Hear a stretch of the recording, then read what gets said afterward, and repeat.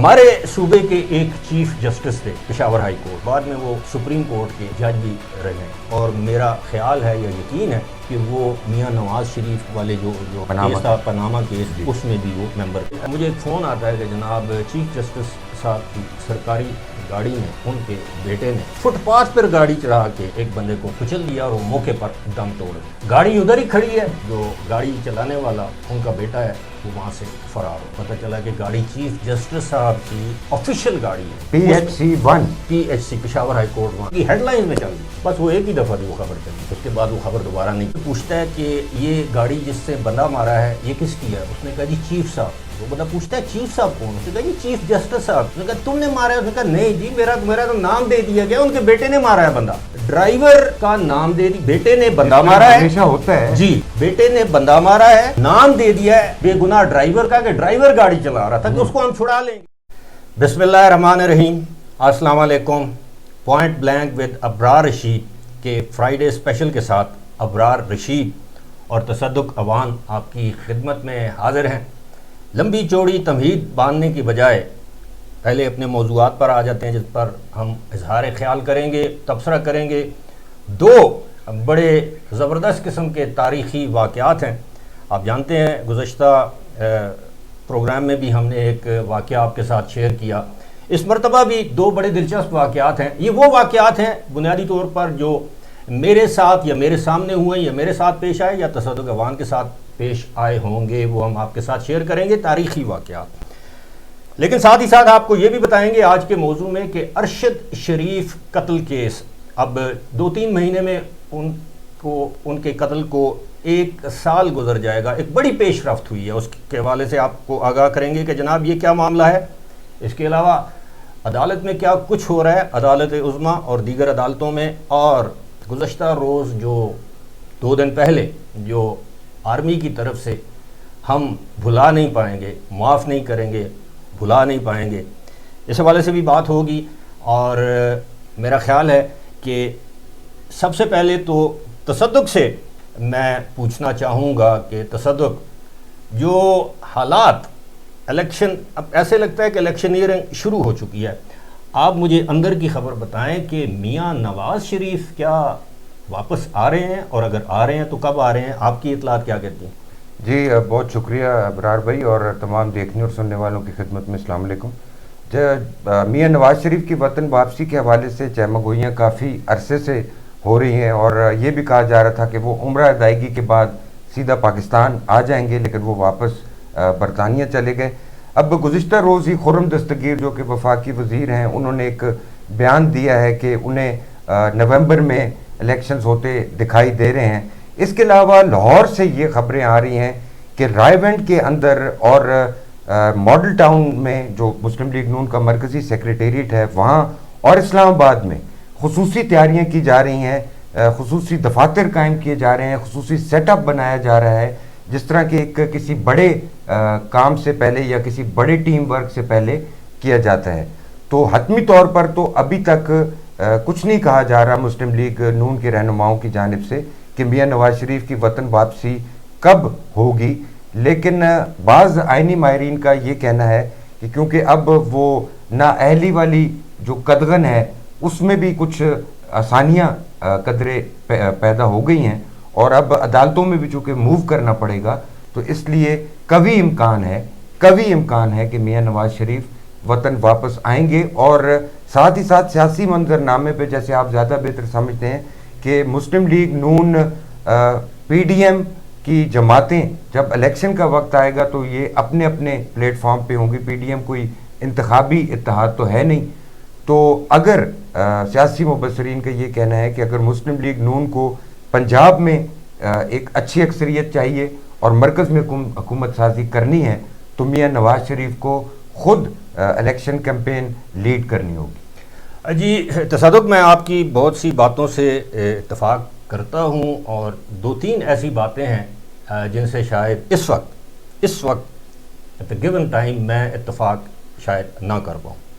اس دلیل کے ساتھ آپ سے بات ہوگی کہ میاں نواز شریف اگر وطن واپس نہیں آتے، جتنا وہ اپنی واپسی کو ڈیلے کرتے ہیں اتنے مسلم لیگ نون کے لیے مسائل پیدا ہوں گے، کیونکہ آپ بہتر طور پر جانتے ہیں، ہماری تاریخ یہ بتاتی ہے کہ جو الیکشن سے کم از کم 4-5 مہینے بلکہ بعض کا تو 1 سال پہلے پارٹیز جو ہیں وہ الیکشن موڈ میں چلی جاتی ہیں، جوڑ توڑ کا سلسلہ شروع ہو جاتا ہے، پارٹیوں میں آمد و رفت کا سلسلہ شروع ہوتا ہے۔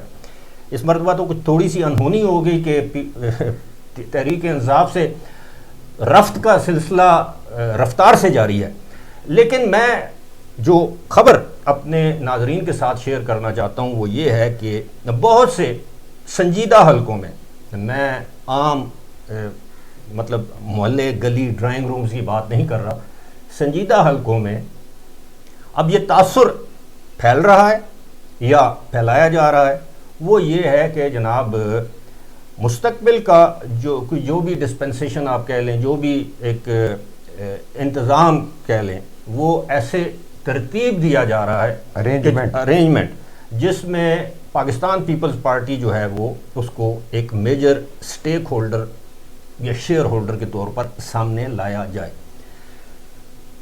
میں صرف 2 واقعات آپ کے ساتھ شیئر کروں گا اور وہ دونوں متعلق ہیں آصف علی زرداری سے، جنہیں میں بھی اور بہت سے لوگ ڈاکٹر آصف علی زرداری کہتے ہیں، اور بغیر کسی وجہ کے نہیں، اس کی بہت سی وجوہات۔ کیڑے ہومیوپیتھک ڈاکٹر؟ نہیں ہومیوپیتھک، پولیٹیکل ڈاکٹر، وہ سرجن ڈاکٹر، وہ سرجری کرتے ہیں، اور آپ نے بعض اوقات سنا ہے نا کہ کچھ لوگ ایسے سرجری کرتے ہیں کہ آپ کو محسوس بھی نہیں ہوتا، کپا ٹکی۔ نہیں، وہ ایسا نہیں کرتے، جس طرح ہے نا کسی زمانے میں وہ آپ کے گال بلیڈر پتے کا آپریشن کیا جاتا تھا، آج کل وہ لیپروسکوپی اسے کہتے ہیں، وہ لیزر سے بہت سی سرجریز ہیں، کڈنی کی، وہ لیزر سرجن ہے، باریک کام بہت مائکرو لیول پہ جا کے وہ اپنی واردات ڈالتے ہیں یا کام ڈالتے ہیں۔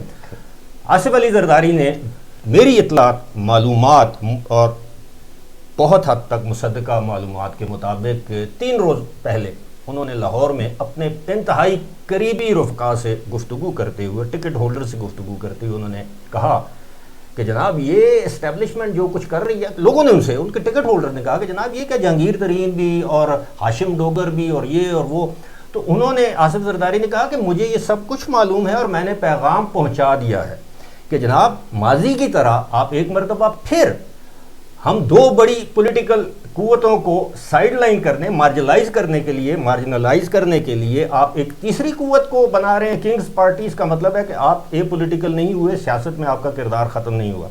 اس کا نتیجہ کیا نکلا کہ کل ہاشم ڈوگر نے ایک بیان دیا کہ جناب وہ اپنے جو ڈیموکریٹس گروپ بنایا تھا مراد راز کے ساتھ مل کر، جس میں وہ کلیم کرتے تھے کہ 32 سے 35 سابق ارکان صوبائی اسمبلی ان کے ساتھ موجود ہیں، جن کے نام انہوں نے ظاہر نہیں کی، وہ گروپ ختم کیا جا رہا ہے، یعنی ڈیموکریٹس گروپ ختم۔ اب وہ نہ جہانگیر خان ترین کے ساتھ جائیں گے، نہ پیپلز پارٹی کے ساتھ جائیں گے، نہ نون لیگ، نہ پی ڈی ایم، یعنی وہ آزاد حیثیت میں اپنا الیکشن لڑیں گے، اس کے بعد وہ اپنی آپشنز کو دیکھیں گے۔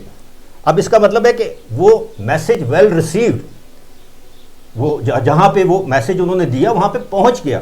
اور ایک اور چیز، ہاشم ڈوگر کے بارے میں یہ کہا جا رہا ہے، آپ کے علم ہے کہ وہ لیفٹیننٹ کرنل ریٹائرڈ ہیں، اور وہ جگہ جگہ پہ یہ تاثر دیتے تھے کہ موجودہ آرمی چیف میرے کورس میٹ ہیں، میرے پلاٹون میٹ ہیں، میرے جس طرح شیخ رشید، جی وہ میرے ساتھ رہے ہیں فوج میں بھی۔ شیخ رشید صاحب کہتے تھے باجوہ صاحب میرے بھی کلاس، یہ چیز جو ہے وہ ظاہر ہے آرمی چیف جو ہے، نہیں ہاشم ڈوگر اگر ہوں بھی تو آپ کیا سمجھتے ہیں پاکستان میں صرف ہاشم ڈوگر آرمی چیف کے کورس میٹ یا پلاٹون میٹ ہوں گے؟ اگر ہوں بھی تو کوئی آرمی چیف اس وقت یہ افورڈ نہیں کر سکتا کہ اس کے نام کو سیاست کے لیے استعمال کیا جائے۔ کہتے ہیں نا آرمی چیف کے محسن بھی دوست ہیں، محسن نقوی بھی دوست ہیں۔ جی دوسری محسن نقوی تو بھی دوست ہیں، وہ محسن نقوی جو ہیں وہ آصف علی زرداری ان کو بیٹا کہہ کر پکارتے ہیں، اور بہت سے لوگ جانتے ہیں، ویڈیو آپ نے دیکھی ہوگی، بہت سے لوگ پرویز الہی کو کہہ رہے ہیں اپنا بچہ ہے، بچہ نہیں تو رشتہ رشتہ دار ہے۔ نہیں، وہ ویسے بھی بے نظیر بھٹو کے بہت قریب تھے محسن نقوی، اور بے نظیر بھٹو کی جو آخری یعنی ان کی شہادت سے پہلے اگر کسی جرنلسٹ سے گفتگو ہوئی ہے جو 17 منٹ کی کال تھی تو وہ دیٹ واز محسن نقوی، یہ اس وقت CNN میں تھے۔ خیر بات کو آگے بڑھاتے ہیں جناب۔ اس کے بعد آپ نے یہ بھی محسوس کیا ہوگا کہ آصف علی زرداری معیشت پر گفتگو کر رہے ہیں۔ وہ کہتے ہیں کہ انہوں نے 14 سال جیل میں معیشت پر مبنی کتابیں پڑھی ہیں، اور وہیں سے انہیں یہ آئیڈیا آیا کہ گوادر تو ویسے پڑا ہوا ہے، انہوں نے چائنا کو دیا سنگاپور سے لے کر، اس کے بعد وہ سارا سی پیک کے خالق وہی ہیں، اس کے بعد میاں نواز شریف وہی، جس طرح ذوالفقار علی بھٹو نے ایٹمی بم یا ایٹمی اس کے پروگرام کی بنیاد ڈالی، نواز شریف کے دور میں دھماکے ہوئے اسی طرح۔ اب وہ معیشت پر بات کرتے ہیں۔ گزشتہ روز انہوں نے federation of Pakistan chamber and commerce جو انڈسٹری جو ہے ایف پی سی سی آئی، ان کے تمام بزنس مین سے ملاقات کی اور ان کو یقین دلایا کہ انہوں نے کہا کہ میں آپ سے ڈونیشن نہیں مانگ رہا، چندہ نہیں مانگ رہا، پیسہ نہیں مانگ رہا، شہباز صاحب جس طرح کہتے ہیں میں مانگ نہیں رہا پر نہیں، انہوں نے کہا کہ جناب آپ مجھے تجاویز دیں، آپ مجھے اپنی ول دیں، اگر ہمیں موقع ملا، جو کہ وہ کہتے ہیں کہ وہ بڑے پر امید ہیں کہ انہیں موقع ملے گا، انہوں نے اپنے ورکروں سے یہاں تک کہہ دیا، اپنے پارٹی کے رہنماؤں سے کہ جناب آپ نے بڑا صبر کر لیا ہے، آپ کے تصور سے زیادہ میٹھا پھل آپ کو ملے گا۔ خیر یہ اس میں ابرار بھائی ایک بات ایڈ کر دوں، آصف علی زرداری کی موومنٹ اور ورکنگ جنوبی پنجاب میں بہت زیادہ تیز ہو چکی ہے، آپ کے بھی علم میں ہے، اور جو جہانگیر ترین کا استحکام پاکستان پارٹی لانچ کرنے کا فیصلہ کیا گیا ہے، اور آپ کو اور دیکھنے والوں کے لیے یقیناً ایک بڑی خبر ہوگی کہ یہ جو استحکام پاکستان پارٹی ہے یہ لاہور کے ایک 5 ستارہ ہوٹل میں لانچ ہوگی۔ اچھی بات ہے، اگر آپ کے پاس پیسے خرچ کرنے چاہیے، میں تو اس بات کا قائل ہوں، پیسہ ہے تو قبر میں ساتھ لے کے جانا ہے۔ ہمارے بہت سے آپ جانتے ہیں بہت سے ایسے لیڈران صاحبان ہیں بڑے بڑی پارٹیوں کے، بڑے آپ ان کے گھر جائیں تو پانی بھی اپنا ساتھ لے کر جائیں، وہ پانی پلانے کے روادار بھی نہیں ہوتے۔ خیر اب بات یہ ہے کہ جناب ایک اس میں ایڈ کر رہا، جو آپ بات کر رہے تھے بالکل آپ نے صحیح بات کی کہ فضا بنانی پڑتی ہے الیکشن سے پہلے۔ بجٹ کے حوالے سے یہ کہا جا رہا ہے کہ مسلم لیگ نون یا پی ڈی ایم کی حکومت بجٹ میں میکسیمم ریلیف دینے کی کوشش کرے گی تاکہ وہ ڈینٹ جو مہنگائی کی وجہ سے حکومت کو پڑ چکا ہے اس کو کسی حد تک کنٹرول کیا جائے، الیکشن سے پہلے اکنامک جو فضا ہے اس کو اپنے حق میں ہموار کیا جائے، ایسی خبریں بھی ہو رہی ہیں۔ اور اب آج جو پری بجٹ گفتگو اسحاق ڈار صاحب نے کی ہے، اسحاق ڈار صاحب کی ویسے سچیاں ساریاں میں مندہ نہ، لیکن جو انہوں نے کی ہیں اعداد و شمار، اس سے لگتا یہ ہے کہ ایک عارضی سا ریلیف ضرور دیا جائے گا، جسے بعد میں واپس لیا جائے گا، یہ بھی ہماری اطلاع ہے۔ جی اگر ایک چیز سستی کی جائے گی تو دوسری 50% مہنگی۔ خیر اس وقت چونکہ بجٹ ہمارا موضوع نہیں ہے، بجٹ جب آ جائے گا اس پر ہم بات کریں گے کہ لوگوں کو کیا ریلیف ملا ہے۔ اتنا مجھے معلوم ہے کہ پاکستان پیپلز پارٹی کی قیادت اور اسحاق ڈار کے درمیان کچھ ڈفرینسز تھے کہ پاکستان پیپلز پارٹی چاہتی تھی کہ 100% سرکاری ملازمین کی تنخواہوں میں اضافہ کیا جائے، پینشنرز کی پینشن میں 100% اضافہ کیا جائے، شاید حکومت 50% تک مان جائے، لیکن اگر مان جاتی ہے تو یہ کریڈٹ بھی آصف علی زرداری کو یا پاکستان پیپلز پارٹی کو جانا چاہیے۔ میں ان کی وکالت یا ان کے وہ نہیں، لیکن آپ نے محسوس کیا ہوگا ہمارے ناظرین نے کہ گزشتہ تقریباً 2-3 ہفتوں سے پیپلز پارٹی کے لیے مختلف ٹاک شوز میں ہمارے اینکر حضرات ڈسکسنٹ ایک فضا بنا رہے ہیں۔ بلاول بھٹو زرداری کو فیوچر کا پرائم منسٹر کے طور پر وہ پیش کر رہے ہیں یا پریزنٹ کر رہے ہیں، پروجیکشن ہے، اور یہ وہ پیپلز پارٹی ہے کہ جس کو گزشتہ عام انتخابات کے موقع پر امیدوار نہیں مل رہے تھے، اب لوگ اس سے اچھا۔ دوسری بات یہ ہے کہ جنوبی پنجاب میں اگر پاکستان پیپلز پارٹی اپنے پرانے جو ان کا جو قلعہ ہے اس کو دوبارہ فتح کر لیتی ہے، یا اپنے ووٹرز کو یا ووٹ بینک کو دوبارہ جسے کہتے ہیں نا کہ وہ ابھار کے یا اپنے اس کے لیے مطلوبہ حمایت حاصل کر لیتی، اس کا پاکستان پیپلز پارٹی کو تو فائدہ ہے، لیکن مسلم لیگ نون کو نقصان نہیں ہے۔ اس کا اگر نقصان ہے تو وہ پی ٹی آئی میں اگر رہتے ہیں شاہ محمود قریشی کو ہوگا اور جہانگیر خان ترین کو ہوگا، اور کیونکہ جہانگیر خان ترین کے عزیز بھی ہیں، ان کے بزنس پارٹنر بھی ہیں، مخدوم احمد محمود جو گورنر بھی رہے ہیں، وہ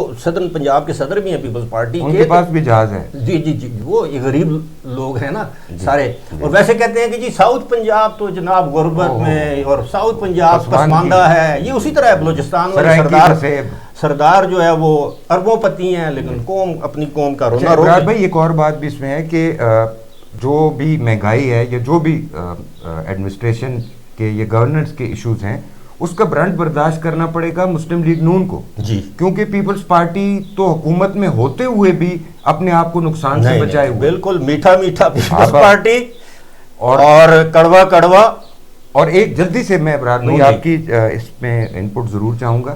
خیبر پختونخوا صوبے کی آپ آئندہ کی کیا سیاسی صورتحال دیکھتے ہیں؟ کہا جا رہا ہے کہ جے یو آئی کو گراؤنڈ اس طرح نہیں مل سکے گا جس طرح اے این پی گین کرے گی, اور اے این پی چاہتی ہے, کیونکہ A N P P D M کا حصہ بھی ہے اور نہیں بھی حصہ ہے بھی اور نہیں بھی, مطلب جب مراد کی باری ہے تو پھر ہے, جب سیاست کی باری ہے تو نہیں ہے.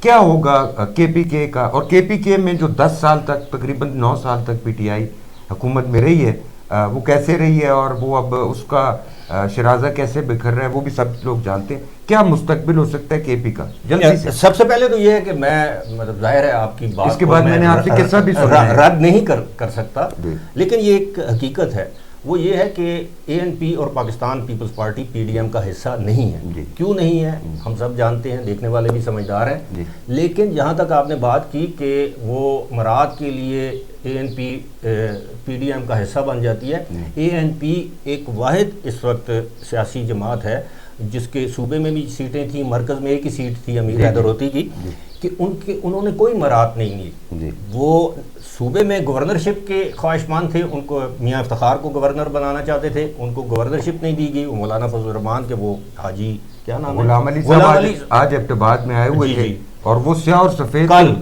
آج آئے ہوئے تھے, آج بڑے اعلانات انہوں نے کیے ہیں. انہوں نے کہا ہے وہ ایوب ہاسپٹل کمپلیکس آپ جانتے ہیں ہڑتال ہے, 15-20 روز سے مریض رول رہے ہیں, تو انہوں نے کہا ہم بورڈ آف گورنرز بھی تحلیل کریں گے, یہ وہ.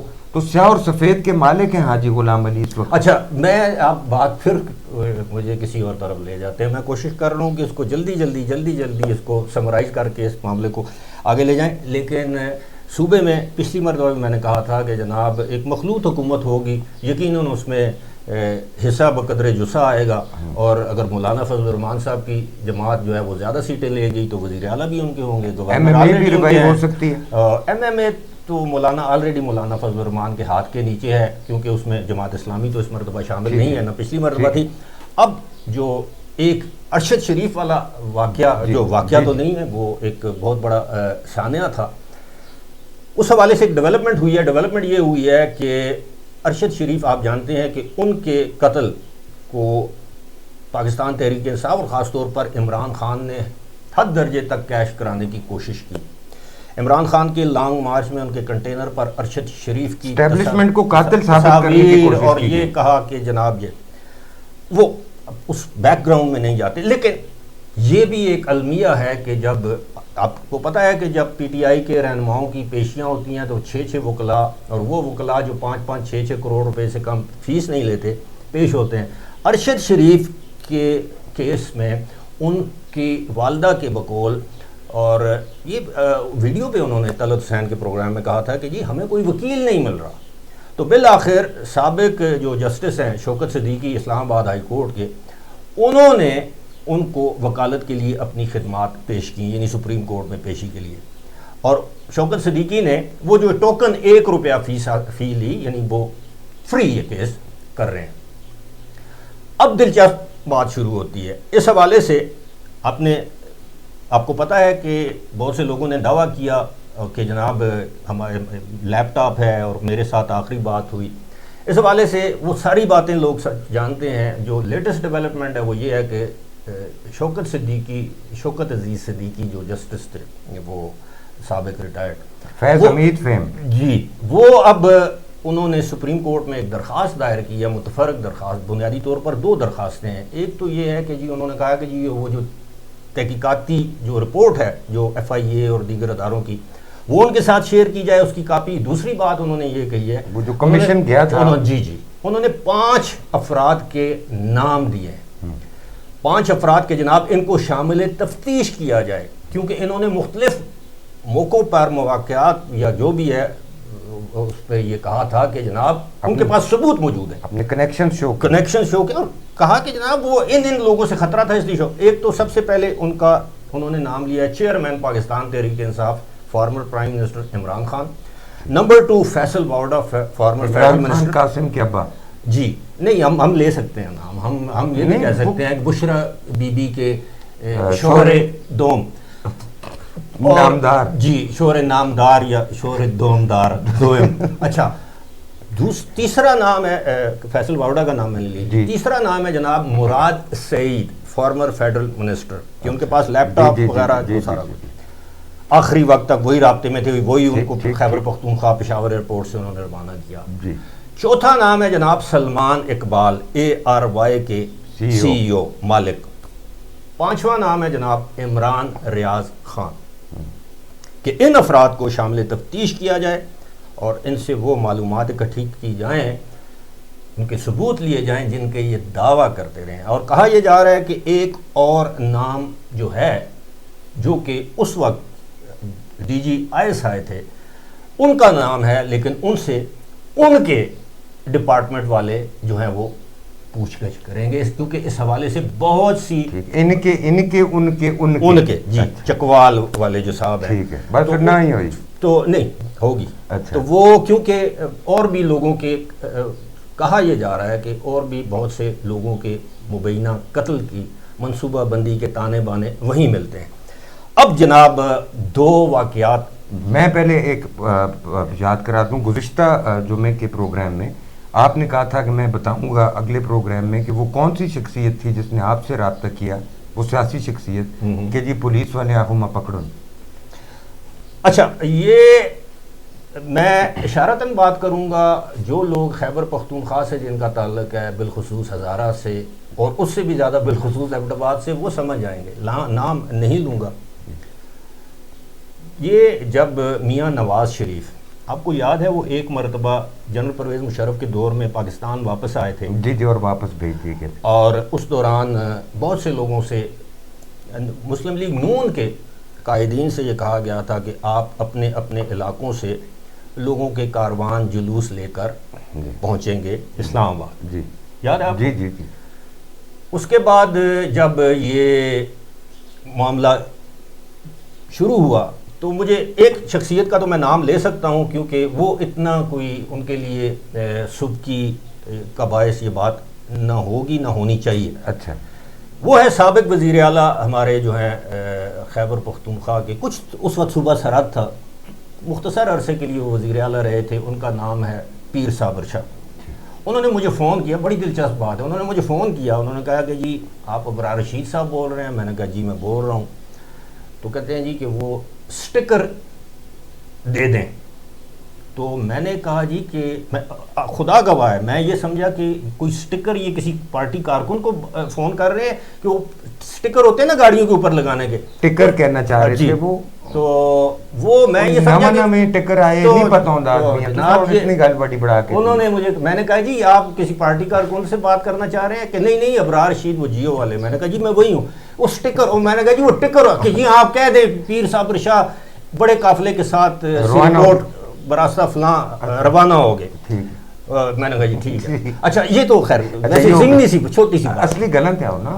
وہ کون تھا جس نے کہا وہ جناب اس سے پہلے یہ تھا کہ آپ کو اگر یاد ہو تو سردار حیدر زمان, جنہیں لوگ بابا حیدر زمان کے نام سے جانا, اللہ ان کی مغفرت کرے, وہ اب ہم میں نہیں ہے, اور آپ کے اور میرے لیے وہ والد کا درجہ رکھتے تھے, بزرگ تھے ہمارے, اور میرے تو دوست بھی تھے. خیر وہ اس طرح ہوا, وہ یہاں ڈسٹرکٹ ناظم تھے اگر آپ کو یاد ہو تو 144, اینڈ یہ جو جتنے بھی وہ اس وقت کے جو ناظمین کے پاس بہت سے اختیارات دے دیے گئے, مینٹیننس آف لا اینڈ یہ پبلک آرڈر وغیرہ, D P Os D C Os کے SCR لکھتے تھے. جی جی. تو اس طرح ہوا کہ مجھے ایک بہت ہی مطلب صوبے کی اس وقت کی ایک اہم شخصیت, جو اس وقت کسی عہدے پر نہیں تھے لیکن ماضی میں رہ چکے تھے, خیر اس کے بعد بھی وہ کسی بہت امپورٹنٹ عہدے پر رہے ہیں, تو مجھے ایک دن وہ فون کرتے ہیں کہ جناب مجھے تو لگتا ہے کہ مجھے گرفتار کر لیا جائے گا 2 دن پہلے, یعنی نواز شریف کی آمد سے 2 دن پہلے. میں نے انہیں کہا کہ جناب آپ کو کیوں گرفتار کیا جائے گا, آپ ماشاءاللہ آپ ایک صاحب حیثیت انسان ہیں, ایڈمنسٹریشن آپ کے نیچے انہوں نے کام کیا ہے, آپ نے کوئی ایسی بات نہیں کی کہ نہیں آئی ہیو جسٹ ہنچ, میرا سکس سینس کہتا ہے. میں نے کہا جی اچھا میں پتہ کرتا ہوں. میں نے دائیں بائیں اپنے گھوڑے دوڑائے, پتہ کیا, انہوں نے کہا نہیں ان کو کیوں گرفتار کیا جائے گا. خیر پھر انہوں نے کہا کہ نہیں وہ دیکھیں مجھے کہا جا رہا ہے کہ جی 144 یہاں پہ امپوز کر دیا جائے گا, سیکشن 144 دفعہ 144.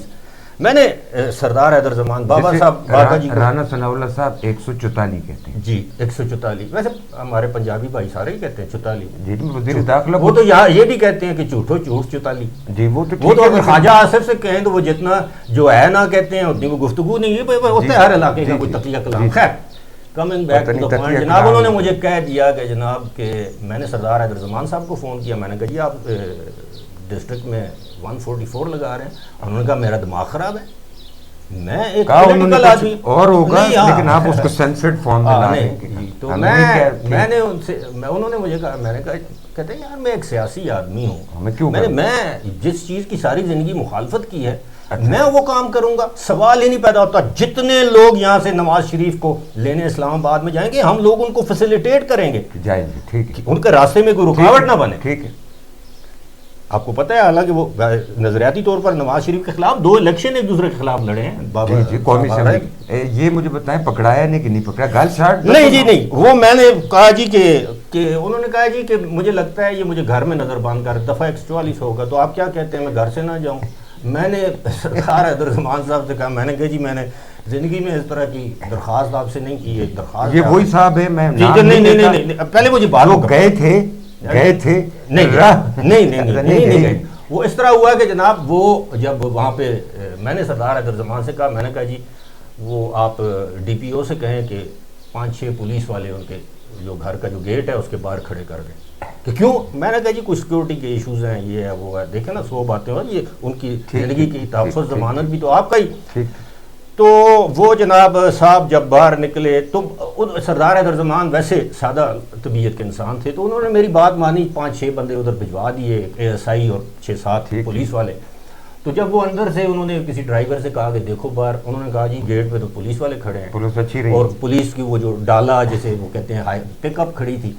تو وہ موصوف اپنے گھر میں جا کے لمبی تان کے موبائل شوبائل بند کر کے سو گئے، تو وہ نہیں جا سکے. ایک تو یہ میں گھر میں زیر ریاست ہوں جی، اور پھر یہ کچھ لوگوں نے ہو گیا سٹکر چلائے نا ان کے کچھ لوگوں نے کہ جی ان کو گھر میں نظر بند کر دیا گیا. تو تاکہ میاں نواز شریف وہ جو لوگ مانیٹر کر رہے تھے کون کون آیا کون کون نہیں آیا. ٹھیک ہے ابرار بھائی، اب اچھا جی سگنل آ گیا. ایک اور واقعہ جی، ایک اور واقعہ اس میں نام لوں گا. اس کی وجہ یہ ہے کہ میرے پاس آج بھی اس کے ثبوت موجود ہیں. ہمارے صوبے کے ایک چیف جسٹس تھے پشاور ہائی کورٹ کے، بعد میں وہ سپریم کورٹ کے جج بھی رہے ہیں، اور میرا خیال ہے یا یقین ہے کہ وہ میاں نواز شریف کو والے جو کیس تھا پاناما کیس، اس میں بھی وہ ممبر تھے. تعلق ان کا آپ کے آبائی علاقے سے ہے. میرا آبائی علاقہ ریپور ہے. نہیں وہ تو میرا ننیال. ساری چلیں آپ جسٹس اعجاز افضل کی بات کریں، تیری رہبری کا سوال ہے. تیری رہبری کا سوال ہے جی. وہ جج صاحب ہیں جناب. جب یہ chief justice of Peshawar high court تھے، ایک رات مجھے فون آتا ہے رات کے وقت، کوئی 11:30 ساڑھے 11 بجے. ان کے بھائی بھی بڑے مشہور ہیں جی بہت سے معاملات. جی لیکن چونکہ اس وقت ہمارا موضوع جو ہے ان کے بھائی ہیں چیف اپنا farmer chief justice of Peshawar high court and supreme court کے جسٹس جناب اعجاز افضل خان. جی وہ جب chief justice Peshawar high court تھے، مجھے ایک فون آتا ہے کہ جناب چیف جسٹس صاحب کی سرکاری گاڑی میں ان کے بیٹے نے، صاحبزادے نے، فٹ پاتھ پر گاڑی چڑھا کے ایک بندے کو کچل دیا اور وہ موقع پر دم توڑ گیا. گاڑی ادھر ہی کھڑی ہے اور جو گاڑی چلانے والا ان کا بیٹا ہے وہ وہاں سے فرار ہو گیا. جی میں ادھر ادھر اپنے جس طرح ہوتا ہے ہمارے سورسز میں نے پتہ کیا، پتہ چلا کہ ایکسیڈنٹ ہوا ہے. پتہ چلا کہ گاڑی چیف جسٹس صاحب کی آفیشیل گاڑی ہے، PHC پشاور ہائی کورٹ 1. اور ویسے تو ان کے پاس 3-4 گاڑیاں ہوتی ہیں، ان میں سے ایک گاڑی. اور اس کے بعد جناب میں اپنا کیمرہ مین بھجوایا اور وہاں پہ ایبٹ آباد کا تھانہ میرپور، وہاں پر میرا کیمرہ مین جیو کا لوگو لے کر، مائک لے کر ایک شخص سے انٹرویو کرتا ہے اور اس سے پوچھتا ہے کہ یہ گاڑی جس سے بندہ مارا ہے یہ کس کی ہے؟ اس نے کہا جی چیف صاحب کی. وہ بندہ پوچھتا ہے چیف صاحب کون؟ اس نے کہا جی چیف جسٹس صاحب کی. اس نے کہا تم نے مارا ہے؟ اس نے کہا نہیں جی میرا تو نام دے دیا گیا، ان کے بیٹے نے مارا ہے بندہ. ٹھیک، ڈرائیور کا نام دے دی، بیٹے نے بندہ مارا ہے. ہمیشہ ہوتا ہے جی، بیٹے نے بندہ مارا ہے، नाम दे दिया है बेगुनाह ड्राइवर का कि ड्राइवर गाड़ी चला रहा था कि उसको हम छुड़ा लेंगे। अब आप अंदाज़ा कीजिए कि उस शख्स से आप इंसाफ की तवक्को कर सकते हैं किसी भी लेवल पे, चाहे वो सेशन जज हो, हाई कोर्ट का जज हो, सुप्रीम कोर्ट का जज हो, सुप्रीम कोर्ट का चीफ जस्टिस हो, जो अपने बेटे को, गुनाहगार बेटे को, कातिल बेटे को, मारने वाले बेटे को बचाने के लिए अपने ड्राइवर को कुर्बानी या पे लगा दे या चढ़ा दे या जो भी है, क्या कहते हैं, बनी दे दे, उसकी बनी दे दे या कुर्बानी का बकरा बना दे, और वो बेचारा परेशान कि जी मेरे ऊपर तो कत्ले अहमद या कत्ले खता तो है ही है ना। तो खैर जनाब वो 2-3 मिनट की वो सारी वो आज भी मेरे पास मौजूद है।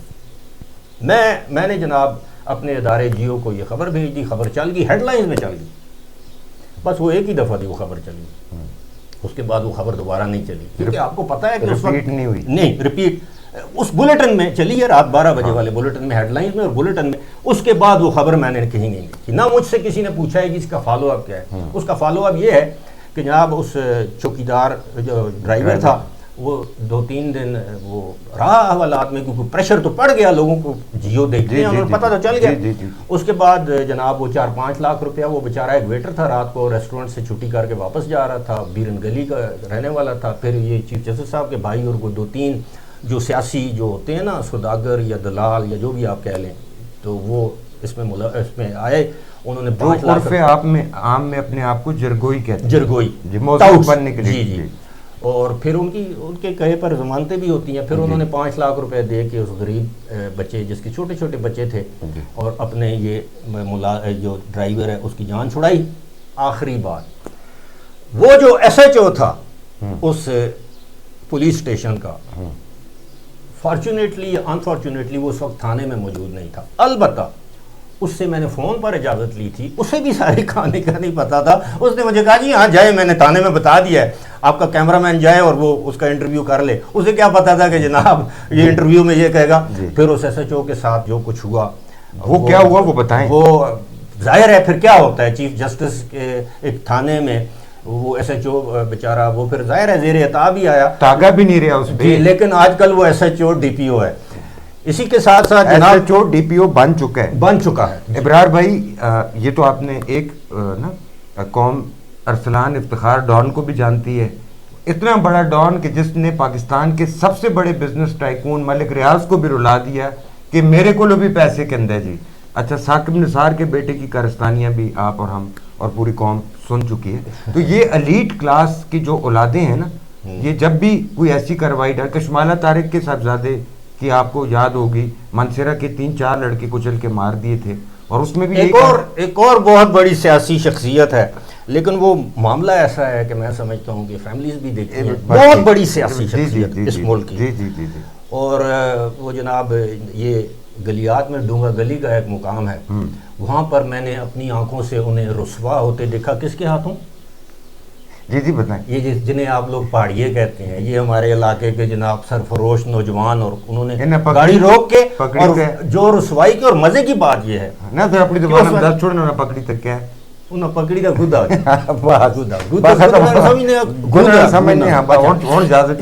अंग्रेजी में। और वो मजे की बात ये है, उस वक्त पंजाब में और किसी हद तक हमारे सूबे में उनकी अपनी हुकूमत थी, ठीक है, मरकज में भी उनकी हुकूमत थी, बहुत बड़ी सियासी शख्सियत।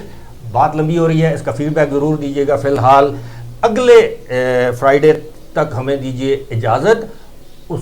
इस दौरान जो भी इम्पोर्टेंट बातें हमारे पास आएंगी, जो भी चस्के वाली, जो लोग सुनना पसंद करते हैं लेकिन हकीकत पर मबनी, जहाँ पर नाम लेना मुनासिब होगा हम नाम लेंगे, जहाँ पर मुनासिब नहीं होगा हम नाम नहीं लेंगे। आखिरी बात ये कि यही प्रोग्राम आप हिल टॉक्स पर भी, जो कि तसद्दुक अवान का चैनल है, उस पर भी देख सकते हैं। उसको भी आप ज़रूर सब्सक्राइब कीजिएगा, उसको फॉलो कीजिएगा, लोगों में शेयर कीजिएगा। मेरे प्रोग्राम पे टली मारा करो, टली बेल आइकन, टली आइकन नया समझने, घंटी बजाई घंटी मारी छोड़ दे करो जी, तुसानी बहुत मेहरबानी जी। वो अंग्रेजी है, वो पश्तो में कहते हैं डेरा मनाना है जी। तो इसी तरह thank you very much, so nice of you being with us, for being with us. इंशाल्लाह अगले फ्राइडे को एक मरतबा फिर आपकी खिदमत में हाजिर होंगे। उस वक्त तक के लिए मुझे यानी अबरार रशीद और तसद्दुक अवान को दीजिए इजाज़त। खुदा हाफ़िज़।